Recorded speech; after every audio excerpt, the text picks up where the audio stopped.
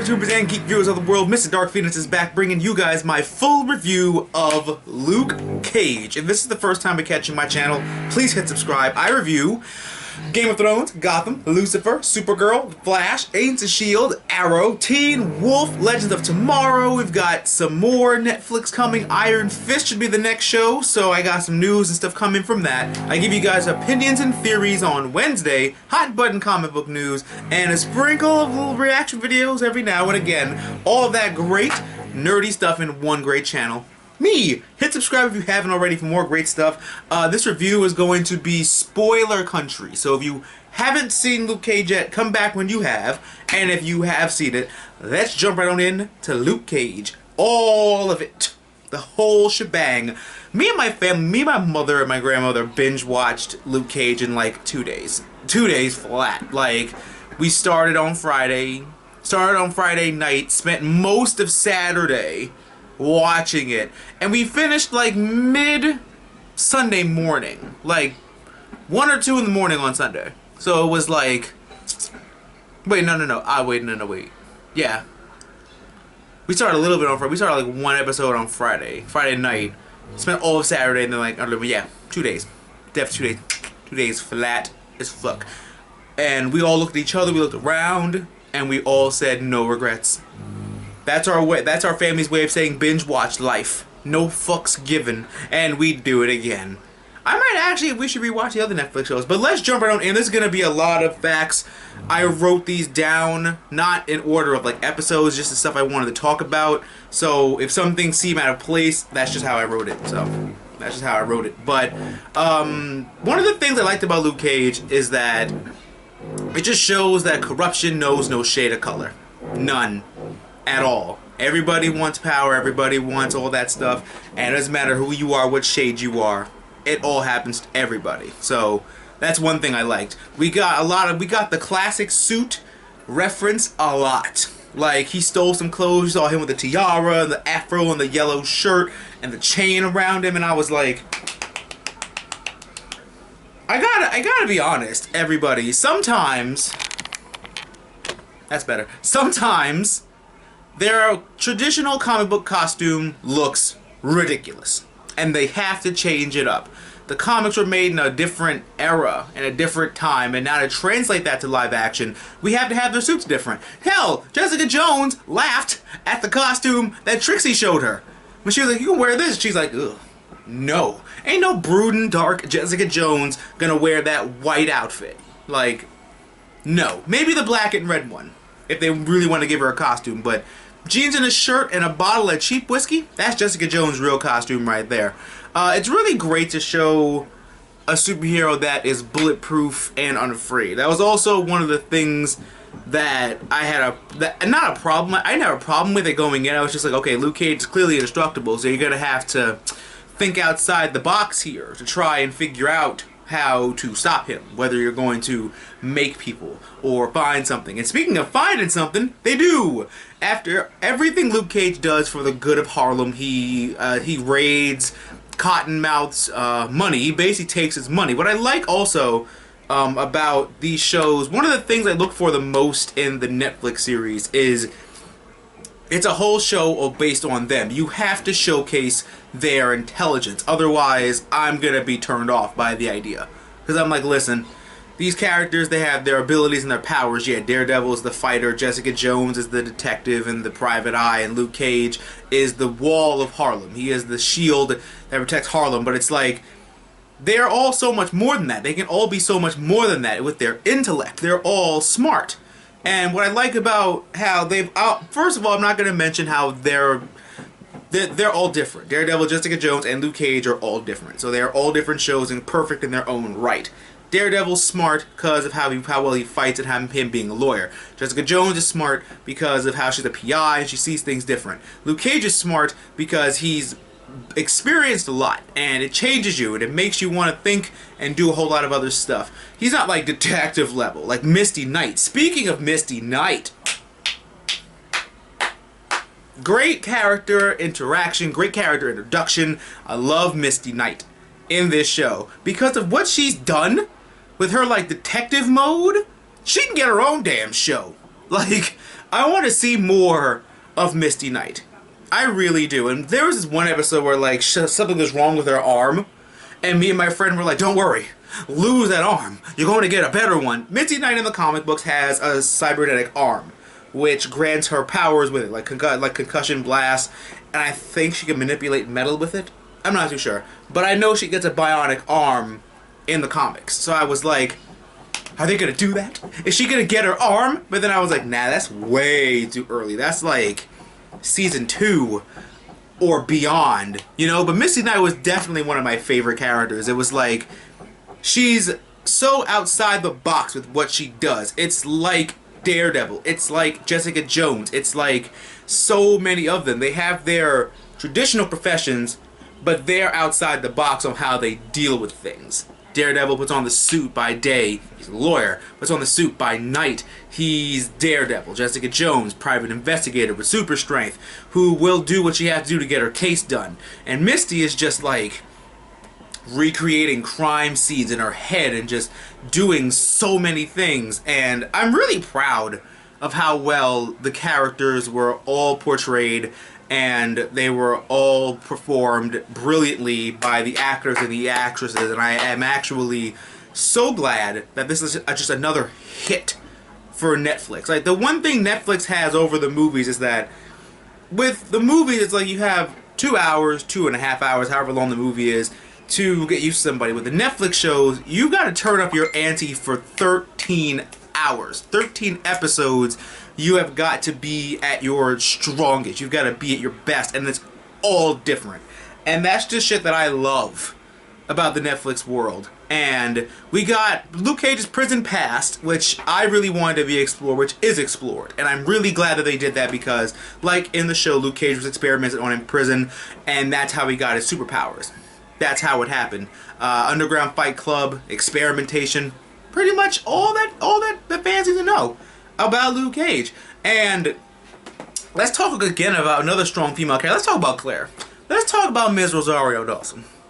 Let's talk about how badass she is. She has been different in each Netflix series, if you guys have not noticed. Daredevil Season 1, she's the pure nurse. Oh my god, I gotta do things by the book. Daredevil Season 2, holy shit, I'm fighting ninjas. And I've stepped up my game a little bit. When she hit one, she got one.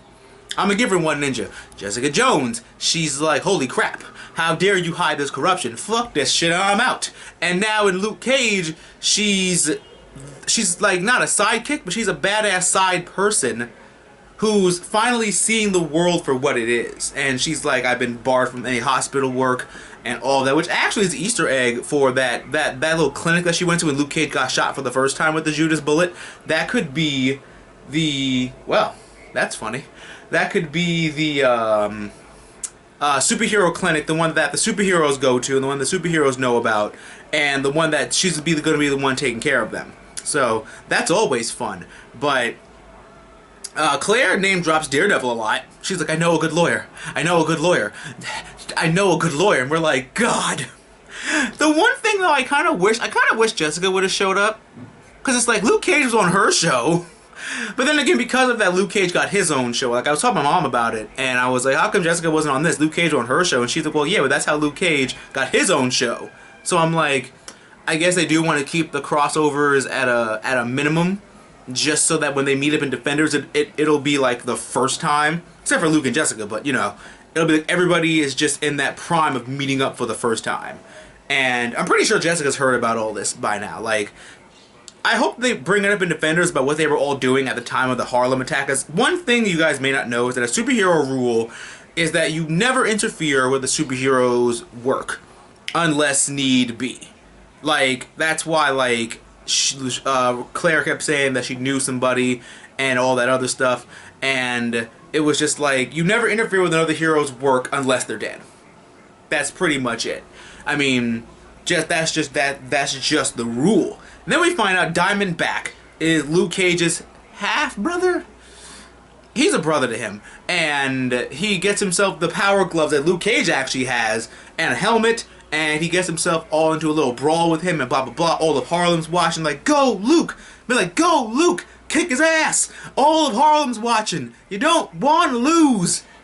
Wish there was that much enthusiasm at a Yankees game. Anyway, Another favorite character of mine is Shades. He is just so many emotions. I love him. That's first off. Second, it's just like he's like a mob street level Loki. Like, you got that face where I want to believe you, but your actions make me not want to believe you. And I shouldn't believe you, but I foolishly do anyway. Because that's what we do, apparently. That's what happens. That is what happens. When Mariah killed Cottonmouth, I was actually surprised, because I was like, shit. I thought it was going to be Cottonmouth this whole season. Now she's on that corruption train, like Mama Estelle, whatever her name was. And she slowly I mean, she was already a corrupt, evil politician, so it's like, it's not like crime is really that much of an upgrade. It really isn't. So, she kills him, and Misty Knight, again, is the best detective ever. The girl confesses that Mariah did it and paid her off not to say anything. And when Misty got her phone taken away, when she lost her phone in the battle in the barbershop, she backed up the data on her computer. I was like, yes, greatest detective ever. I would have been so mad at her. Because I was actually waiting. I was like, wait, they call him, how they gonna make you stupid, Misty? How they gonna make you stupid, Misty? Oh, look, it's on my computer. Click. You did it. Oh, Misty, baby, you. I love it when you back up evidence and call me Big Papa. Redman was on this damn show. I like that.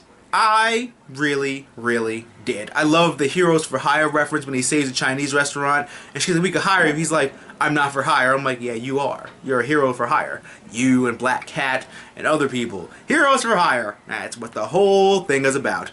But I love how the show deals with villainy in more than one sense. Yeah, we've got Cottonmouth and Mariah Dillard, who's a corrupt politician, but we also deal with more criminal undertones, like police brutality, police corruption, wrongful interrogation based on the color of your skin, wrongful accusations, and false imprisonment, and all of that. And that is all fantastic undertones that are touched upon in this show. Jessica Jones was about trauma and post-traumatic stress disorder and a little bit of Stockholm Syndrome. And I like how this show has its A genre and it also has a lot of little B and C and D stuff that just bleeds on into it where it works out perfectly. And I really like that about the show. Them Judas bullets ain't no joke. I'm glad Jessica Jones didn't show up. I mean, they finally found a way to hurt Luke. What would have happened if it had been like, JJ, run. Jessica, go back to Hell's Kitchen. Just go. These bullets can hurt Luke. They gonna kill you. But we got the Trish Talk radio show back in the little background when he's running and listening to it on his headphones. And that was really good. I really do wish Jessica would have showed up, but then I'm like, nah. They want to keep their crossovers at a minimum. Iron Fist is going to be the next show, the last one, before Defenders. And then it's going to be Defenders, and I think everybody else's shows are going to start moving in with their new seasons. And then Punisher's going to start, and other stuff. But this was another hit by Marvel. And Misty is at the end where she has all the evidence, but there's no way to get Dillard. It's just Misty finally seeing the point of view of the vigilantes. It's like, sometimes the system just can't work and do things the way you want it to do. So it's like, you're going to have to take things into your own hands now. Or in this case, your cybernetic arm. That I hope you get next season. But what did you guys think about... I was going to say Jessica Jones. What did you guys think about Luke Cage? I really enjoyed it. I would definitely watch it again. I cannot wait. I think Iron Fist comes out sometime next year. So we have that to look forward to. The next year I think is also the Defenders. So... I can't wait to see them all come together and just interact with one another. The only two people that aren't going to be weirded out are going to be Luke and Jessica. But what did you guys think? Who was your favorite character? What was your favorite moment? Comment down below and let me know about everything you liked and didn't like. Give me a big thumbs up, comment, rate, subscribe. I'm sure they're awesome nerdy friends. And always remember, get through good times and bad times. Remember, geek out and enjoy your lives. And I'll catch you guys next time for another great video. Hey guys, thank you always for checking out the end of the video. I really appreciate your help. If anything, if you can, I have a Patreon website. It is in the description bar below. If you guys don't know, Patreon is a site where you could help creators like me do a lot more with help from pledging and being my Patreon. It's $1 to $30. Anything you can give would be amazing. If anything, I always appreciate your views, your likes, your shares, your comments, and all that good stuff. But if anything, if you can help me out a little bit more, that would be great. Because it'll be in the description bar below.